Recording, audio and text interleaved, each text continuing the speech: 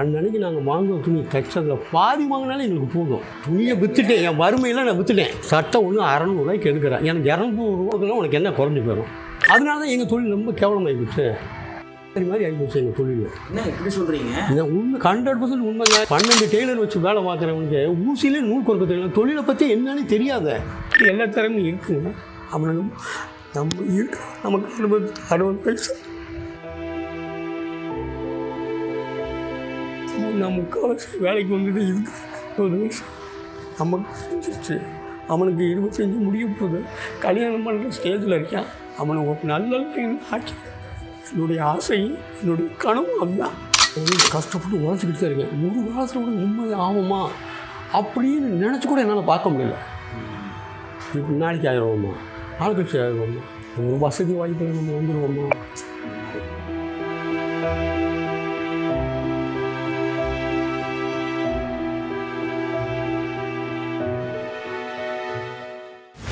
ஒன்று இப்போ நம்ம தொழிலில் வந்து என்னென்னு கேட்டிங்கன்னா நல்லா இருக்கலாம். நாங்கள் இப்போ இன்றைக்கி ஒரு 10 ஜாக்கெட் தைக்கிறோம்னா 10 ஜாக்கெட்டில் 5 ஜாக்கெட்னாலும் டெலிவரி ஆகணும்.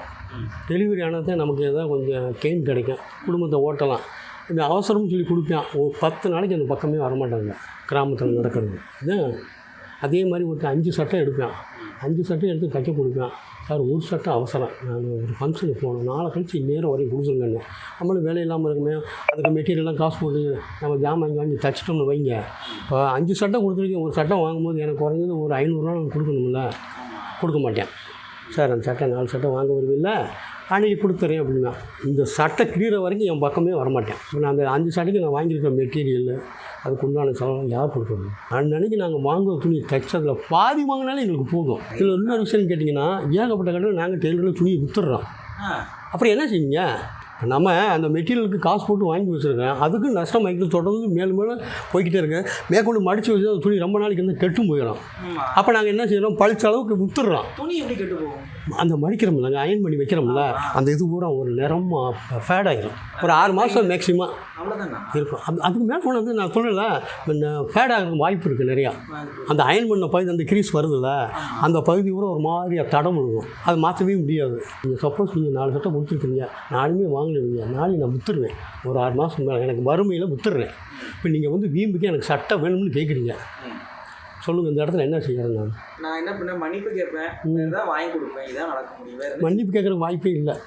அது எப்படி மன்னிப்பு கேட்குற உனக்கு ரைட் இருக்குது? நான் துணி கொடுத்தல, நீ தச்சு வச்சுட்டு அப்போ அந்த இடத்துல எவ்வளோ வீம்பு பேசுவேன் தெரியுங்களா? நீ எவ்வளோ நாளானாலும் இந்த துணி கொடுத்தேன் வருவில்ல, நீ ஏன் விற்ற? இப்போ ஒன்றும் பிரச்சனையும் இல்லை.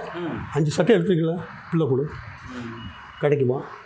எடுத்து கொடுத்தேன், பேச்சு முடிஞ்சு வச்சுல. அவன் அது கட்டுப்படவே மாட்டேன். நான் கேட்குற ரைட்டாக தப்புங்களா? துணியை விற்றுட்டேன், என் வறுமையில் நான் விற்றுட்டேன். ஐயா புரியுதுங்க, நீங்கள் வறுமையில் விற்றுட்டீங்க, எல்லாம் ஓகே தான்.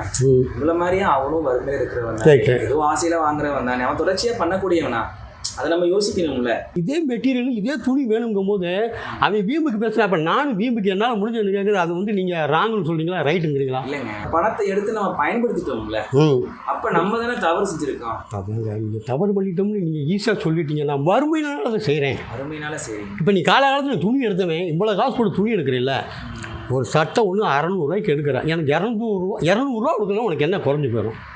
இந்த 200 ரூபா என்னால் பார்க்க முடியாதா? அதனால தான் எங்கள் தொழில் ரொம்ப கேவலமாகிப்போச்சு. மாதிரி ஆகிப்போச்சு எங்கள் தொழில். என்ன எப்படி சொல்கிறீங்க? இந்த உண்மை 100% உண்மைங்க. இது 10 வருஷமாகவே இது நிகழ்ந்துக்கிட்டு இருக்க தொடர்ந்து. இன்றைக்கி நேரத்தில் அவசரம்னு எடுத்துகிட்டு போகிறோம், டெய்லர் அவசரம் கொடுக்க மாட்டேன். அவன் ஏதோ ஒரு ஃபங்க்ஷனுக்கு போயிருப்பேன், இல்லை ஏதோ ஒரு காரணம் சொல்லுவேன், இல்லை 2 வேலையை கூட அவசரமாக கூட வாங்கி வச்சுருப்பேன். ஆனால் இங்கே நினச்ச நேரம் என்ன கொண்டு போனாலும் இந்த மெட்டீரியல் நம்ம அப்படியே ரெடிமேடாக எடுத்துக்கலாம். 100 ரூபாய்க்கு பேண்ட் வச்சுருக்காங்க. இல்லை ஆமாம், நல்லாவும் இருக்குது. சும்மா ஐஸ் கரெக்டாக போட்டால் அது பாட்டு பற்றிடுது. நாங்களும் அங்கே தான் பண்ணுவோம், வேறு என்ன பண்ணுவோம்? இப்போ நான் மட்டும் கொடுக்குறோன்னு வச்சுக்கோங்களேன். நீங்கள் இப்போ விழா காலங்களில் கொடுக்குறோம், இப்போ தீபாவளி, பொங்கல், கிறிஸ்மஸ்ஸு, ரம்ஜானு பண்டிகை டைமில் கொடுக்குறோம். நம்ம டைமிங் ஆகும் அப்படின்னு இப்போ கடைக்கு போனால் உடனே கிடைக்குது இல்லை, எங்களுக்கு போட்டும் பார்த்துக்குறோம். இப்போ திருப்தி ஆகுது. ஆமாம், உங்களுக்கு ரொம்ப திருப்தி ஆகுது. மதுரையில் ஒரு டெய்லர் இருந்தான், நம்ம தல்லாங்குளத்துக்கு பக்கத்தில் இருக்கான். சரி, ஒரு காலத்தில் 10 வருஷம் முன்னாடி குடிக்கட்டி பறந்த டெய்லர். அவனுக்கு ஆஃப்டர் ஆல் ஊசியில் நூலே கோர்க்க தெரியாது. அவன் எத்தனை முறைய கடையை வச்சு நடத்துகிறான். 12 டெய்லர் விட்டு வேலை பார்த்தேன். இப்படி சில டெக்னிக்கான வேலையெல்லாம் இருக்குது. 12 டெய்லர் வச்சு வேலை பார்க்குறவனுக்கு ஊசியிலே நூல் கோர்க்க தெரியல, தொழிலை பற்றி என்னன்னு தெரியாத. இப்படி சாயங்காலம் வருவேன், கேஷை பார்ப்பேன், எத்தனை பைஸ் டெலிவரி ஆகிருக்கு, எத்தனை ஆர்டர் எடுத்திருக்கேன், டக்குன்னு பாம்பேன் இருக்கிற பாம்பேன் பேமெண்ட்டை கொடுத்துட்டு நான் பாட்டு போயிடுவேன். 10 லட்ச ரூபா இருந்தால் அந்த வேலையை செய்யலாம். ஆனால் இப்போதைக்கு அது லாய்க்கு இல்லை, அந்த ட்ரெண்டு இல்லை. இப்போ எங்கள் தொழில் விழுந்து போச்சு. ஒரு ஆசை இருந்திருக்கும் இளம் வயசில், எப்போ இப்படி வரணும்டா, இப்படி இது பண்ணணும், நல்ல ஒரு பிஸ்னஸ் பண்ணணும், பெரிய பெரிய வீடு கட்டணும், காரு வாங்கணும், பைக்கு வாங்கணும், நல்லா இருக்கணும், இந்த மாதிரிலாம் தோணியிருக்கா? ஒரு போய் எனக்கு அந்த மாதிரி ஆசை வந்ததே இல்லை. ஏன்னு கேட்டீங்கன்னா ஆசை இல்லை, எந்த எண்ணமும் இல்லை. நான் வந்து இன்னும் சொல்ல போனால் கடவுள் மேலே நம்பிக்கை இல்லாதவன். ஆயிடுச்சு. எத்தனை பசங்க? பையனும் பொண்ணும். கட்டி கொடுத்துட்டீங்களா? பையனுக்கு மட்டும் கல்யாணம் ஆகும். 25 வயசு ஆக முடிய போகுது. பார்த்துக்கிட்டு இருக்கேன். அவனுக்கு ஏதாவது ஜாப் கிடைக்குமான்னு பார்த்துக்கிட்டு இருக்கேன். ஒன்றும் அமைய மாட்டேங்குது. மெக்கானிக் படித்தான், பிஎஸ்சி பண்ணேன். ஒரு இடத்துல என்ன சார் சும்மா தான் இருக்கான். அவன் கஷ்டம், அவன் கஷ்டம் தாங்க. நீ குடும்பத்தை தாங்கிறது அவங்க. அவனை நம்பி இருக்கேன் நான். இது வரைக்கும் எந்த கடவுளையும் நம்பலை. சின்ன பிள்ளைங்க அப்படிதான். வாச்சார் பிறையில் நடந்து போது சாமியெல்லாம் வெளியே போகும்பாங்க. நான் ஆஃபீஸ் ரூம் போய் தெரியாமல் போய் சாக்ஸஸ் எடுத்து கோடு போட்டு ப்ரேயரில் அட்டன் பண்ணுவேன். ப்ரேயர் முடிஞ்சு நான் அழைச்சிருவேன். ஆரம்பத்தில் எனக்கு கடவுள் நம்பிக்கைலாம் போய் வாழ்ந்துட்டு இருக்கேன். இன்றைக்கி வரைக்கும் அப்படி இருக்கேன். சரி, பையனை அவளை பார்த்துக்கிறாரு. அப்படி எல்லா திறமையும் இருக்குங்க அவனுக்கு. நம்ம இருக்கு நமக்கு 60 வயசு. நான் 3/4 வயசு வேலைக்கு வந்துட்டு இருக்கு. அவனுக்கு 60 வயசு. நமக்கு செஞ்சிருச்சு. அவனுக்கு 25 முடிய போகுது. கல்யாணம் பண்ணுற ஸ்டேஜில் இருக்கான். அவனை ஒரு நல்ல ஆக்கி என்னுடைய ஆசை, என்னுடைய கனவு அதுதான். ஆரம்பத்துலேருந்து நல்ல சட்டை போடணும், 4 பேரை போல் கையில் வாட்சி கட்டணும், ஜெயின் போடணும், அந்த எண்ணமே எனக்கு ஆரம்பத்துலேருந்து கிடையாது. ஏன்னு கேட்டிங்கன்னா எல்லாம் உழைக்கிறேன், முன்னேறேன், சந்தோஷப்படுறேன். அவன் ஹிஸ்ட்ரிலேருந்து பரம்பரையாக வாழ்க்கை அவன் போடலாம் வைக்கலாம். அவனை பார்த்து நம்ம ஏங்கிறதும் ஆசைப்படணும் அது தேவையில்லாத. நான் அதுக்கு நான் முக்கியத்துவம் கொடுக்க மாட்டேன். சரி, உங்களுடைய இப்போ ஆசை உங்கள் பையன் அவ்வளோதான். அவ்வளோதானே. என் பையன் நல்லா படிக்க ஃபியூச்சர் நல்லா இருக்கும், நல்லா இருக்கும், வேலை கிடைக்கும். அவ்வளோதான். ஒரு இடத்துல ரூபா 3 லட்ச ரூபா கொடுத்து ஏன் வந்துட்டேன். 3 வருஷம் ஆகுது. பட்டி கட்டிக்கிட்டீங்க 7,000 பட்டி கட்டிக்கிட்டேன். இதுதான் எனக்கு ஃபீலிங்கே இதுதான். நாணயத்தில் கரெக்டான ஆளை பற்றி நம்பி கொடுத்தேன். நான் இன்றைக்கி வரைக்கும் 2.5 வருஷமாக நான் வட்டி கொடுத்துருக்கேனுங்க. நான் 3/4 வயசு கடையில் வேலைக்கு வந்தது அதுக்காகத்தாங்க. உங்கள் பையனுக்கு ஒரு வேலை கிடைக்குதுன்னு எவ்வளோ சம்பளத்தில் வேலை எதிர்பார்க்குறீங்க? என்ன கிடைச்சாலும் நான் ஏற்றுக்கிறேன். நான் போயிடுவேன். நான் எந்த வேலை கிடச்சிட்டாலும் அவனுக்கு திறமை இருக்குது, போயிடுவேன். அந்த நம்பிக்கை எனக்கு இருக்குது. ஒரு வேலை உங்கள் பையனுக்கு வேலை கொடுக்கணும் அப்படின்னு சொல்லிட்டு யாராவது ஒருத்தவங்க வராங்கன்னா எப்படி உங்களை ரீச் பண்ணுறது? எனக்கு 97, 87, 84, 91, 79.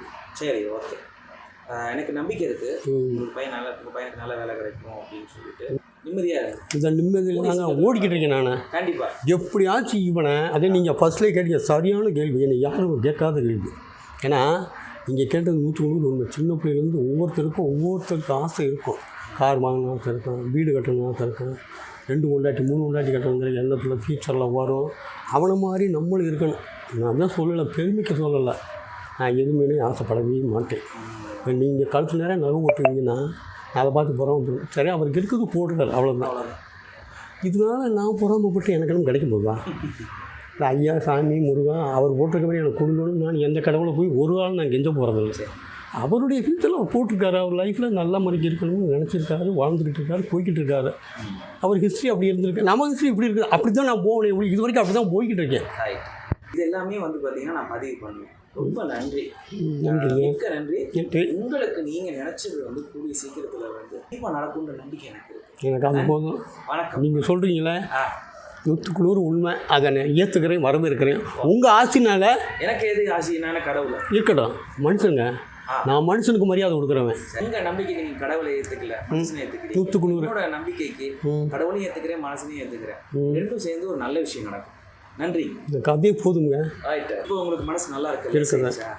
லேசாயிடுச்சா மனசு? இல்லை, அதான் சொல்ல. இப்போ இந்த பேசுனதுலேயே எனக்கு ஒரு ரிலாக்ஸ் கிடச்சிருக்குல்ல, அவ்வளோதான். இந்த ஒரு ஆறுதல் நீங்கள் சொன்னீங்கல்ல, இதே நான் அப்பாயின்மெண்ட் ஆகல. நீ பெரிய ஓனர் எனக்கு தான் அட்வைஸ் பண்ணலாம். நீங்கள் என்ன நோக்கத்துக்காக இந்த இதில் இறங்கிருக்கீங்களோ அது கண்டிப்பாக நடக்குங்க. நீங்கள் ஒன்றும் கவலைப்படாதீங்க. ஆனால் இன்னொரு விஷயம் சொல்கிறேங்க. நான் இன்றைக்கி வரைக்கும் எனக்கு விவரம் கஷ்டப்பட்டு உழைச்சிக்கிட்டு தான் இருக்கேன். ஒரு காலத்தில் கூட நிம்மதி ஆகுமா அப்படின்னு நினச்சி கூட என்னால் பார்க்க முடியல. இப்போ நாளைக்கு ஆயிடுவோம்மா, நாள் கழிச்சு ஆயிடுவோம்மா. ஏன்னு கேட்டிங்கன்னா அந்த மாதிரி ஆகுறதுக்கு எந்த பேக்ரவுண்டே இல்லை. என்ன ஆயிடுமா? ஒரு வசதி வாய்ப்பில் நம்ம வந்துடுவோம்மா. நாளைக்கு தான் நம்ம பொழப்பு நல்ல பொழப்பு ஆயிடுமா. சரி, நம்ம லைஃப்லேயே இப்படி போச்சு, நம்ம பையனுக்கு நல்ல முறைக்கு போவோம்மா. இப்படிலாம் போகும்போது என்ன நினைக்க முடியும்? அவனும் 25 வயசு கடந்துட்டான், நமக்கு 60 தாண்டிட்டோம். இனிமேல் நான் எந்த காரியத்தையும் சாதிக்க முடியாது. எங்கேயும் போய் உழைச்சி நல்லபடியாக அவனுக்கு நான் காப்பேன். இது வரைக்கும் படிக்க வச்சு எல்லா வேலையும் பள்ளி கொடுத்து சொல்லிக் கொடுத்தேன். ஆனால் நீ மேற்கொண்டு அவனை டெவலப் பண்ணுறதுக்கான ஒரு வழியில் ரூட்டில் இறங்கும்போது இந்த 3 லட்ச ரூபாய் கொடுத்து மாட்டிக்கிட்டேன். அதில் நான் தேர முடியல. அந்த வேதனை எங்கள் குடும்பத்தில் அப்படியே கொஞ்சம் கொஞ்சமாக கொண்டுக்கிட்டு இருக்கு. இதனால் 2 பேருக்கு என் ஒய்ஃபு நல்லா இருந்தவங்களுக்கு பிபி ஏறிக்கிடுச்சு, சுகர் ஏறிக்கிடுச்சு. எனக்கு நான் கல்யாணம் பண்ண மாமனுக்கு அக்கா மலை கல்யாணம் பண்ணேன். தாய் மாமி அக்கா மலை கல்யாணம் பண்ணி எந்த ஒரு மூக்கத்தி கூட என் முன்னாடிக்கு போகலை. என் அக்கா வந்து ரொம்ப வறுமை. இந்த வறுமையில் நம்ம சொந்தத்தை விட்டு கொடுக்கக்கூடாதுங்கிறதுக்காக நான் தூக்கிட்டு போய் தாலியை கட்டி நான் கல்யாணம் பண்ணி நான் குடும்பம் நடத்தி 5 வருஷம் குழந்தை இல்லாமல் இருந்தேன். 6வது வருஷம்ல ஒரு பொண்ணு பிறந்துச்சு. அந்த பொண்ணையும் +2 வரைக்கும் படிச்சிச்சு. அதுக்கு படிக்க வைக்கிற வசதி இல்லை. அடுத்து 11 இயர்ஸ் கழிச்சு தம்பி பிறந்தேன். ஒன்றும் இல்லை, நீங்கள் வந்து மனசை லேசாக்குங்க. எங்கிட்டுங்க பண்ணுறது, லேசாக்குங்க. அதுவும் இப்போ நான் சொன்ன ரீசன் வேறு ஒன்றும் இல்லை. என் பையனை வச்சுட்டேன். ரைட், ஓகே, நடக்கும். நம்பிக்கையாக இருங்க, உங்களுடைய வேலைகளை நீங்கள் தொடருங்க. அது தன்னாப்பு நடந்தே தீரும். போதுங்க, ஓகேவா? எனக்கு இந்த உறுதி கொடுத்தீங்களே மகிழ்ச்சி. அதை நான் எனக்கு ஒரு கடவுள் இல்லைன்னு சொல்லிட்டாலும் இருக்கு. ஏன் தெரியுமா, நீங்கள் வந்து ஒரு நல்ல விஷயத்துக்காக ஆசைப்படுறீங்க. அது இயற்கை கண்டிப்பாக நிகழ்த்திக்காக. ஓகேவா? கண்டிப்பாக. நன்றி. வாழ்த்துக்கள். பெருமை அடைகிறேன். கண்டிப்பாக.